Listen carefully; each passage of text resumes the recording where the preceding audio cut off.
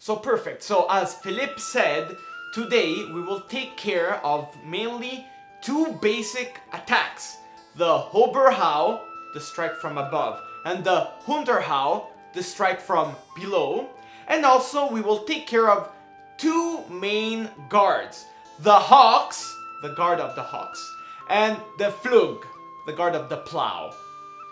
Now, before we get to our Sala d'Arme, which is basically the gym, I feel the need to actually introduce one more concept, which is the 4 quadrants.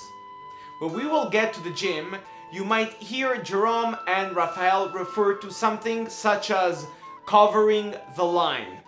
Before we can actually explain what covering the line means, we need to make sure you understand a simple concept, the quadrants. In past times, the German masters decided for simplicity to divide the human body into 4 main parts, which are the upper body, the lower body, left side, and right side of the body. If we actually sign across the body, we will see that we're forming 4 different squares, which can be the upper right, upper left, bottom right, and bottom left. Whenever I'm attacking or whenever I'm parrying, we're not aiming at one specific part like I want to hit the ear or I want to cover my shoulder, but we will mainly concentrate our attack in a whole quadrant or a whole parry in one quadrant, or in some cases even more than one. So covering the line means simply attacking while making sure that every eventual threat is taken care of by the position of our weapon and our body. There are different ways to obtain that, but for now it's not important to see these aspects for now. The most important thing is understanding the simple concept that attacking, leaving yourself completely open, is not good. Whenever we attack, we need to make sure we are, as much as possible, covering the line. In fact, HEMA is a lot different compared to sport fencing, in which the most important thing is hitting the opponent before he hits you. In historical European martial art, if you get hit after, you still get hit, you still get injured, and you're gonna carry those injuries, if you actually survive, for the rest of your life. We don't want that. In historical European martial art, at least in the way we interpret it, we have one main concern, which is safety. That is our priority. Our main goal is to not get hit. Then eventually, if we have the chance, we hit back. But now, I think I'm talking a little bit too much. Without further ado, let's go meet Jerome and Raphael in our Sala d'Arme, and let's start practicing those techniques that we've seen with Philippe. See you in a while.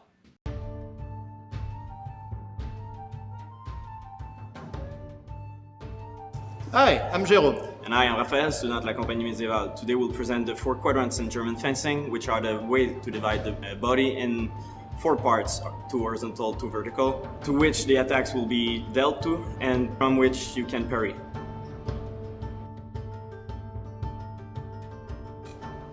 Here, Raph has a lower guard, which leaves the upper opening free in order to strike. So here you have the right opening here, and you have the left opening. If now Raph is going into a high guard, the higher opening are closed. So the lower opening are now available, the right opening here and the left opening. With these 2 lines, left, right, up, down, we have the 4 quadrants.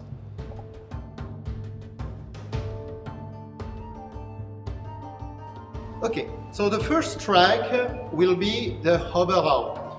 The Oberhau will be the typical strike coming from above and going down, generally diagonally.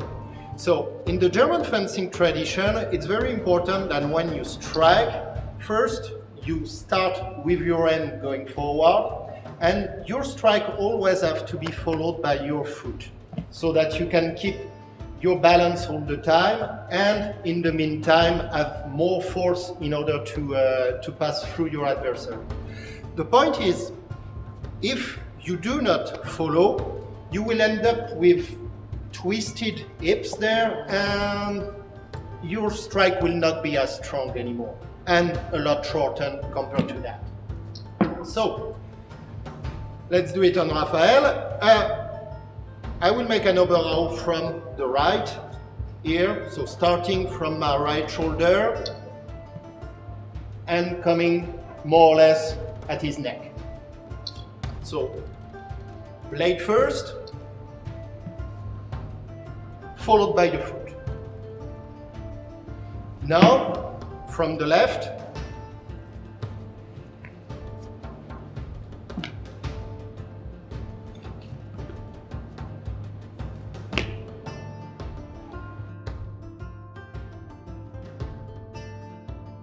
now Raphael is in a high guard. In this case, I need to go strike on the lower opening. So we will do the basic strike from under, which is called the Unterarm. So it's the same basic than the overrow, but starting from below and going to cut diagonally up, still following with one step. Okay, so starting from the right, I can start from an even hook like that and go cut here to the right. And from the left,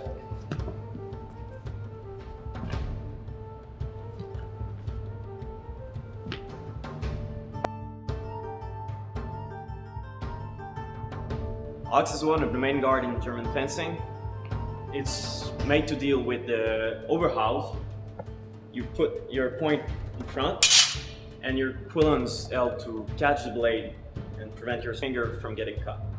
Your point in the front helps to present a constant threat to your opponent, and your blade catches the opponent's blade to protect yourself. So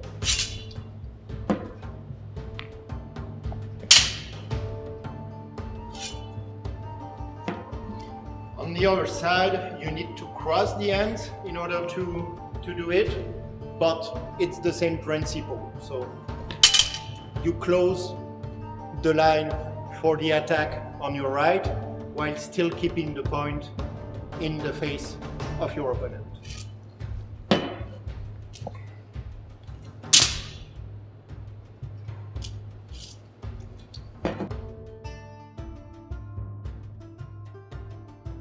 The second of the four basic guards of the old German tradition of fencing will be the Pflug. So Pflug, plow in English. So this one is a lower guard which is aimed to protect a whole side of you. So on the right, you will execute it with your left foot forward, your both hands at the level of your hips and the short edge up. Like that.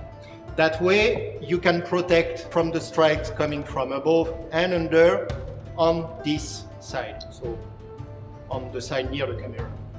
So, like that, or like that.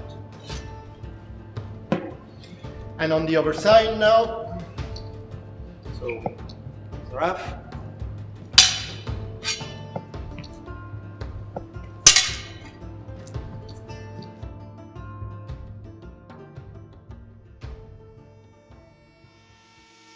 Now we're gonna try things full speed to see how the body reacts when we get the full speed and velocity needed for combat.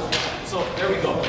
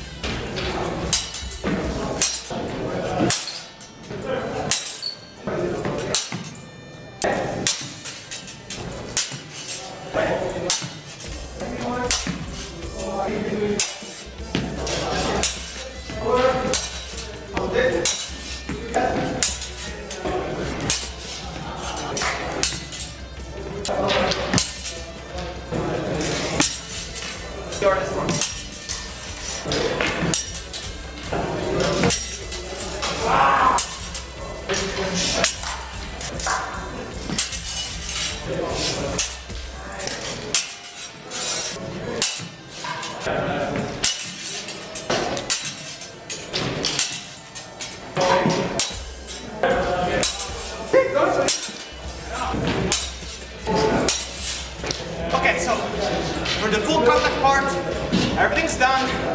We'll go back with Jerome and Raphael. See you back. So that's it for the basics about the opening in German fencing with the longsword.